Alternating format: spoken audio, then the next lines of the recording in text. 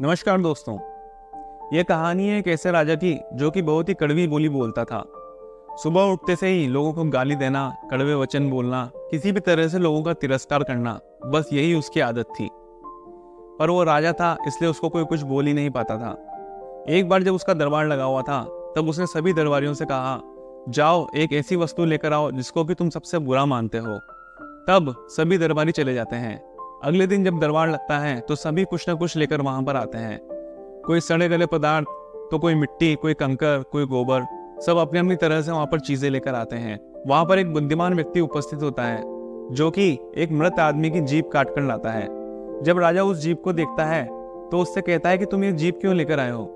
तब वह बताता है, महाराज, तलवार का लगा हुआ घाव सही हो सकता है, यदि शरीर में कोई बीमारी लग जाए तो वो भी सही हो सकती है, परंतु जीभ से बोले गए कड़वे वचन सीधे आदमी के हृदय पर लगते हैं और उससे लगी हुई चोट कभी सही नहीं हो सकती।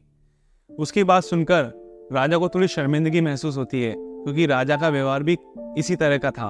अगले दिन दरबार में फिर राजा कहता है कि इस बार तुम सभी व्यक्ति एक ऐसी चीज लेकर आओ जो कि सबसे अच्छी हो।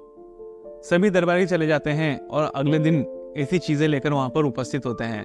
कोई व्यक्ति गाय लेकर आता है तो कोई दूध, कोई स्वर्ण लेकर आता है तो कोई पुष्प।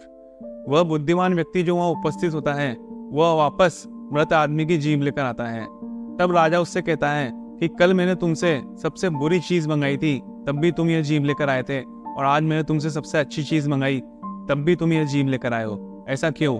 तब वह आदमी कहता है, महाराज, इस जीभ से बोले गए मृदु वचन और मीठे वचन हमेशा आदमी याद रखता है। जब आदमी विनम्र व्यवहार करता है तब सामने वाला उसका कायल हो जाता है।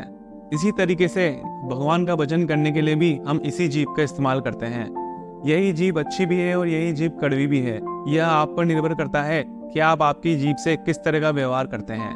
तो दोस्तों, इस कहानी से हमें यह शिक्षा मिलती है कि हमें हमेशा विनम्र रहना चाहिए। हमें सामने वाले से मीठे वचन बोलने चाहिए, क्योंकि हमें भी यदि कोई बुरे वचन बोलेगा तो हमें कभी अच्छा नहीं लगेगा। वो कहते हैं ना कि जीभ पर लगा हुआ घाव तो बहुत जल्दी बढ़ जाता है, पर जीभ के द्वारा दिया हुआ घाव बढ़ने में पूरा जीवन निकल जाता है। इसलिए हमेशा ऐसे वचन बोलिए जिससे कि सामने वाले को बुरा ना लगे। ऐसी अच्छी कहानियों को सुनने के लिए आज ही सब्सक्राइब करें और जुड़े रहें आपके अपने दोस्त एजे यानी आशीष जैन के साथ। नमस्कार।